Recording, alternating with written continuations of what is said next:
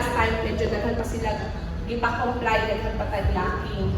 So, mag-run through lang po, kanang brief lang kayo na orientation about sa ato ang breastfeeding, especially sa ato ang policy. The last time, wala na sila ng browse and lakas sa mga staff. Kaya usually daw ang DOH for the final ang nagabuhat anak.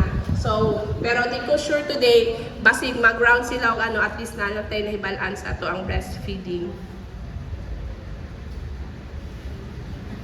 Ang pinakauna, Republic Act 7600, the Rooming In Breastfeeding Act of 1992.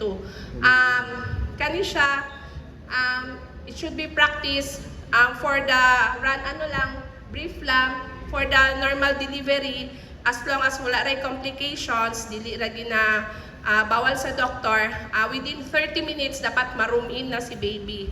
So, with this, maunang wala tay nursery supposed to be, wala gyud tay nursery kay gina-practice na gyud ang rooming in para magbanding dayon si baby kay mama o ma-practice dayon ang breastfeeding.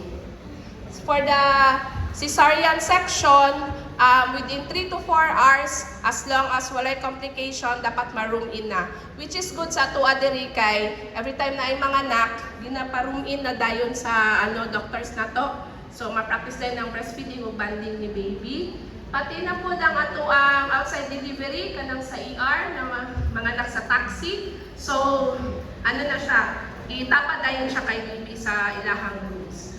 Tapos, in regard sa katong EO 51, so as usual, no milk allowed, mga biberon, mga pacifiers. So, even ka ng mga brands sa mga Pediasure, Bonakid, sa mga bags na to, bawal na siya. So, ilahag yun nang i-watch out kung naay staff or naay maski kinsan na mag-roam around sa hospital nga naana siya visible na makita. So, mauna nitong last time na